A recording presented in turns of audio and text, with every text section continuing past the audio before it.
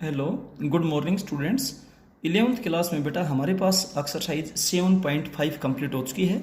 अब 7.6 की एक्सरसाइज में चलने से पहले आपको बेटा कुछ रिजल्ट्स बता देते हैं। जब आप n डिफरेंट थिंग्स को एक रो में अरेंज करते हैं तो उसके लिए फॉर्मूला होता है NPN, यानी कि n का फैक्टोरियल। किस में अरेंज करते हैं? रो में। लेकिन बेटा जब इन्हीं थिंग्स को आप एक सर्कल में अरेंज करते हैं, जैसे राउंड टेबल पे आप बैठते हो खाना खाने के लिए, तो n डिफरेंट थिंग्स को जब आप एक सर्कल पे अरेंज करेंगे तो उसके लिए रिजल्ट बनेगा n-1 का फैक्टोरियल, यानी कि जो जितने मेंबर्स है ना उसमें से 1 सब्ट्रैक्ट करके उसका फैक्टोरियल। ठीक है। इसके बाद में n डिफरेंट थिंग्स की जब आप क्लॉक वाइज या एंटी क्लॉक वाइज, जैसे आप एक नेकलेस लेते हैं अपने गले में, नेकलेस को दोनों तरीकों से डाला जाता है, यूं भी डाल सकते हैं बेटा, यूं घुमाकर भी डाल सकते हैं। तो जब क्लॉकवाइज या एंटी क्लॉकवाइज अरेंजमेंट की जाए, क्लॉकवाइज या एंटी क्लॉकवाइज वो होती है, वो बेटा एक सर्कल पे ही होती है, तो इसका हाफ हो जाएगा। तो 3 टाइप के रिजल्ट्स बताए। जब n डिफरेंट थिंग्स को आप एक रो में अरेंज करते हैं तो n का फैक्टोरियल, सर्कल में अरेंज करते हैं तो n-1 का फैक्टोरियल, और क्लॉकवाइज या एंटी क्लॉकवाइज जब आप उनको अरेंज करते हैं तो n-1 का फैक्टोरियल का हाफ, क्योंकि सर्कल पे ही तो अरेंज करते हैं इस तरीके से। अब इस एक्सरसाइज के मैं फर्स्ट क्वेश्चन में चलता हूँ। टोटल स्टूडेंट्स आपको 8 दे रखे हैं। अब उनको अरेंज करना है, पहले तो एक रो में अरेंज करना है, तो number of arrangements in a line, row या लाइनें की बात होती है, तो बेटा रिजल्ट होता है n का फैक्टोरियल। अब 8 स्टूडेंट्स है तो 8 का फैक्टोरियल आप इसको कैलकुलेट करें, और अगर बड़ी कैलकुलेशन है तो कैलकुलेट ना करें तो भी काम चलेगा, बस यहाँ तक करके छोड़ दे पेपर में, अगर टाइम नहीं है तो। अगर टाइम है तो सोल्व कीजिए बेटा। Number of arrangements in a circle, circle के लिए आपको बताया n-1 का फैक्टोरियल, n-1 8-1 का फैक्टोरियल, यानी कि 7 का फैक्टोरियल। आप उसको सोल्व कर देंगे। सेकंड क्वेश्चन में क्या बोलता है कि 5 मैन है और 4 वुमेन है, उनको एक राउंड टेबल पे अरेंज करना है, लेकिन कोई 2 औरतें भी इकट्ठी नहीं बैठनी चाहिए। No 2 women are together. जब कोई 2 औरतें भी इकट्ठी नहीं बैठेंगी तो पहले हम बेटा मैन को अरेंज करेंगे। अब आपके पास 5 मैन है, 5 मैन को जब आप first of all we will arrange 5 man at a round table in 5-1 का फैक्टोरियल, यानी कि 4 का फैक्टोरियल 24। अब आप देखिए वैकेंट सीट्स 1 2 3 4 5, ये जो स्टार के सिंबल से हमने वैकेंट सीट्स को रिप्रेजेंट कर दिया। अब इन वैकेंट सीट्स पर 5 वैकेंट सीट्स है और 4 वुमेन है। अब 5 प्लेसेस पर 4 वुमेन की जब आप अरेंजमेंट करेंगे तो 5p4, 5 का फैक्टोरियल 5-1 का फैक्टोरियल 120 आ गया। तो बेटा रिक्वायर्ड अरेंजमेंट्स आपके पास हो जाएंगे 24 × 120 2880। इसमें बेटा ये कहा कोई 2 औरतें भी इकट्ठी ना बैठे, एक ये कहा सभी इकट्ठे ना बैठे, तो टोटल अरेंजमेंट्स, फिर सभी को इकट्ठा बैठा के अरेंजमेंट, और फिर बेटा टोटल में से वो अरेंजमेंट सब्ट्रैक्ट कर देंगे जब सभी औरतें इकट्ठी है। तो इस वर्ड को आप क्वेश्चन में ध्यान से पढ़े, तो ये कहीं सभी औरतें इकट्ठी ना हो, एक ही हो बेटा कोई 2 औरतें भी इकट्ठी ना हो, यानी कि सब की सब डिफरेंट होनी चाहिए। ठीक है। अब चलते हैं इस एक्सरसाइज के थर्ड क्वेश्चन में। थर्ड क्वेश्चन में क्या है कि टोटल 11 मिनिस्टर्स है। ठीक है। आपने उनको इस तरीके से अरेंज करना है कि एजुकेशन मिनिस्टर और रिवेन्यू मिनिस्टर इकट्ठे बैठने चाहिए। When education and the revenue minister sit together, और बेटा जब कोई 2 चीज इकट्ठी लेते हैं तो हम उन दोनों को एक मान लेते हैं, then we consider them as 1 member. ये बात आपको पहले बताइए। अब टोटल 11 मेंबर थे, उनमें से 2 को मिला के हमने एक कर लिया। अब कितने मेंबर हो गए? 10 हो गए। अब 10 मेंबर्स को आप एक राउंड टेबल पे अरेंज करोगे, तो राउंड टेबल पे अरेंज करेंगे तो उससे एक कम का फैक्टोरियल होगा। Now these 10 members can be arranged at a round table in 10-1 का फैक्टोरियल, यानी कि 9 का फैक्टोरियल। लेकिन जो 2 मेंबर आपने इकट्ठे बैठाए, एजुकेशन मिनिस्टर और रेवेन्यू मिनिस्टर, उनको बेटा आपस में तो चेंज कर सकते हैं, तो भी इकट्ठे ही है भाई वो। But these 2 ministers education and revenue can be arrange in to them self in 2 ways. तो बेटा रिक्वायर्ड अरेंजमेंट्स आ जाएंगे, इनको मल्टीप्लाई कर देंगे 2 × 9 का फैक्टोरियल। अब चलते हैं क्वेश्चन नंबर 4 में। बहुत बढ़िया क्वेश्चन है, ध्यान से देखिए बेटा। टोटल 8 कंट्रीज के प्राइम मिनिस्टर्स लिए गए हैं, टोटल नंबर ऑफ मिनिस्टर्स 8 हो गए। अब बेटा सबसे पहले मैं उनके टोटल नंबर ऑफ अरेंजमेंट्स बताता हूँ राउंड टेबल पर। जब आप राउंड टेबल पर अरेंजमेंट करेंगे तो n-1 का फैक्टोरियल होता है, 7 का फैक्टोरियल हो गया। क्वेश्चन में ये पूछा गया कि Indian prime minister and Pakistan prime ministers इकट्ठे नहीं बैठने चाहिए, तो पहले हम उससे अपोजिट चलते हैं। इंडियन प्राइम मिनिस्टर और पाकिस्तान प्राइम मिनिस्टर को इकट्ठा बैठा करके चलते हैं। First of all we will find out the arrangements when Indian and Pakistan prime ministers are together. अब हमने उनको इकट्ठा मान लिया, और इकट्ठा मान लिया तो बेटा हम उनको एक मानकर चलेंगे। Then we consider them as one member. अब टोटल 8 थे, उनमें से दोयों को मिलाकर हमने एक मान लिया, तो अब 7 हो गए।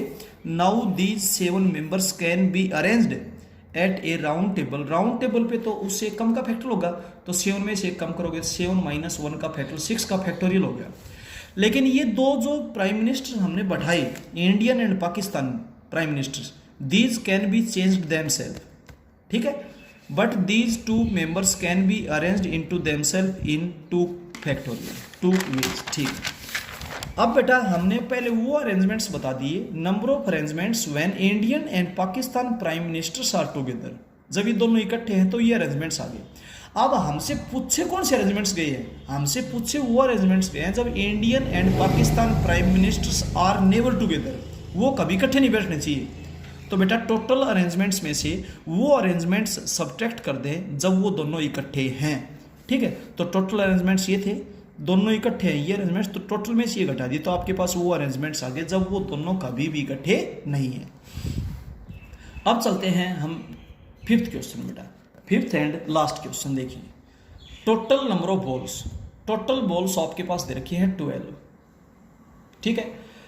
12 बॉल में से 3 ब्लैक, 4 ब्लू एंड 5 रेड है।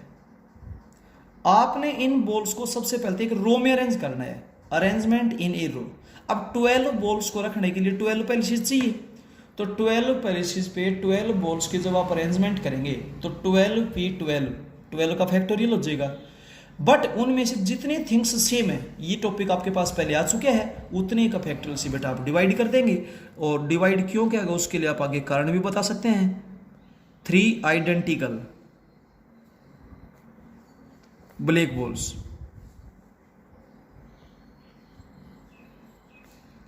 4 identical blue balls, 5 identical red balls, ठीक है। अब 12 के फैक्टोरियल को जब आप सोल्व करोगे, 12, 11, 10, 9, 8, 7, 6, 5 का फैक्टोरियल, नीचे के फैक्टोरियल को सेम करेंगे। 3 का फैक्टोरियल होगा 3, 2, 1, 4 का फैक्टोरियल होगा 4, 3, 2, 1, 5 का फैक्टोरियल यूं का यूं, क्योंकि ये कैंसिल हो जाएंगे। 3 और 2 से 6 कैंसिल कर दिया बेटा, 4 और 2 से 8 कैंसिल कर दिया, 3 3 जा 9। और जब आप इसकी कैलकुलेशन करेंगे तो आपके पास आ जाएगा 27720। इस क्वेश्चन का जो सेकंड पार्ट है उसमें बेटा वो अरेंजमेंट्स पूछे गए जब इन्हें एक सर्कल पे अरेंज किया जाएगा। तो सुनिए, टोटल 12 बॉल्स है, 12 बॉल्स की जब आप एक सर्कल पे अरेंजमेंट करेंगे तो आपको सर्कल के अरेंजमेंट्स के बारे में पता है, n-1 का फैक्टोरियल, 12 - 1 का फैक्टोरियल, ठीक है, डिवाइडेड बाई 3 का फैक्टोरियल, 4 का फैक्टोरियल, 5 का फैक्टोरियल। क्यों? क्योंकि इनमें से 3 बॉल तो सेम है, 3 identical black balls, 3 identical black balls,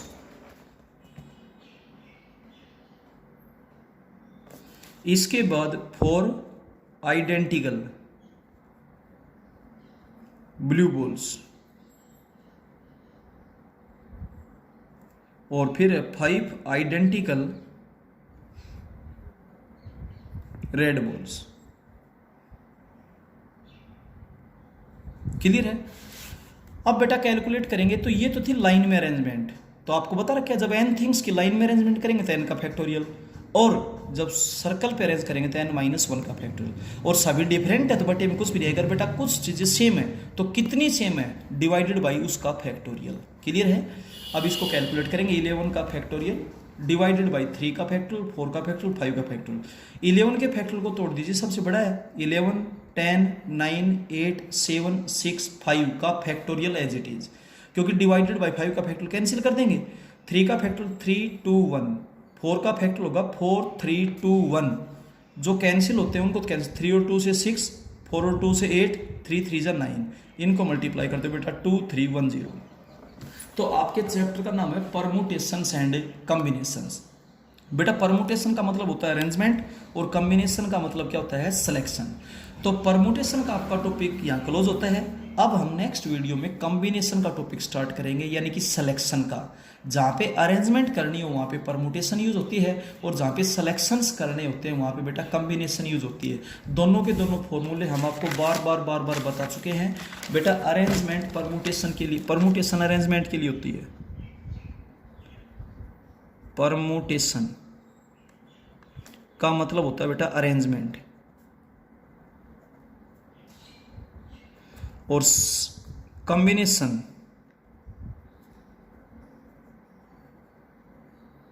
इसका मतलब हम सिलेक्शन के लिए यूज करते हैं। इसके लिए केवल और केवल दो रिजल्ट्स बताए आपको। इसके लिए आपको रिजल्ट बताया गया NPR, n थिंग्स पर, n पैलिसेस पर r थिंग्स की अरेंजमेंट, n का factorial divided by n minus r का फैक्टोरियल। इसमें बताया आपको NCR, n का फैक्टोरियल डिवाइडेड बाई r का factorial into n minus r का फैक्टोरियल। ठीक है, तो ये दोनों के दोनों बेटा रिजल्ट्स बहुत अच्छे से याद करें, बार बार इनका यूज होगा, बहुत बढ़िया तरीके से याद करें। जहाँ पर भी अरेंजमेंट करनी हो वहाँ परमुटेशन हो, जहाँ सिलेक्शंस करनी हो वहाँ कॉम्बिनेशन हो, और अरेंजमेंट भी जब एक रो में करनी हो n थिंग्स की तो n का फैक्टोरियल, जब एक सर्कल पे करनी हो तो n माइनस 1 का फैक्टोरियल, और जब क्लॉक वाइज जैसे घड़ी की सुई चलती है यूँ क्लॉक वाइज अरेंजमेंट हो, या फिर एंटी क्लॉक वाइज, यानी कि एक डायरेक्शन फिक्स कर दी जाए क्लॉक वाइज या एंटी क्लॉक वाइज, और उसके अकॉर्डिंग जब आपको अरेंजमेंट करनी हो तो उसका हाफ कर देंगे, हाफ ऑफ, क्योंकि वो भी एक सर्कल पे अरेंजमेंट होती है, तो हाफ ऑफ n माइनस 1 का फैक्टोरियल। इस तरीके से अरेंजमेंट्स करते हैं। और बेटा नेक्स्ट वीडियो में हम आपको सिलेक्शन के बारे में बताएंगे कि जैसे आपकी मान लीजिए क्लास के अंदर 40 स्टूडेंट्स हैं, हमने एक क्रिकेट के लिए 11 स्टूडेंट्स की टीम बनानी है, तो आपके 40 स्टूडेंट्स में से 11 स्टूडेंट्स को सिलेक्ट करना है, हमने छांटना है, चयन करना है बेटा उनका। तो 40 स्टूडेंट्स में से 11 स्टूडेंट्स को सिलेक्शन करना है, तो इसलिए बेटा वहाँ पर कॉम्बिनेशन का फॉर्मूला अप्लाई करेंगे। तो इस तरीके से क्वेश्चन की स्टेटमेंट को ध्यान से देखें, पढ़ें, समझें, और ताकि आपको ये पता चले कि ये परमुटेशन का क्वेश्चन है या कॉम्बिनेशन का क्वेश्चन है। क्वेश्चन की स्टेटमेंट का ध्यान से पढ़ना जरूरी है। और अरेंजमेंट में आपको बता दिया फिर से, सर्कल जब रो में अरेंज करते हैं तो n का फैक्टोरियल, सर्कल पे अरेंज करते हैं तो n माइनस 1 का फैक्टोरियल, और क्लॉक वाइज या एंटी क्लॉक वाइज अगर आप करते हैं तो हाफ ऑफ n माइनस 1 का फैक्टोरियल। तो ये रिजल्ट्स हैं बेटा, इनका बहुत अच्छे से आप ध्यान रखें, याद करें, और क्वेश्चन की स्टेटमेंट को रटे नहीं, समझें, समझ करके फिर क्वेश्चन को सोल्व करो बेटा, किसी टाइप की आपको कोई प्रॉब्लम नहीं आएगी। Okay, thank you.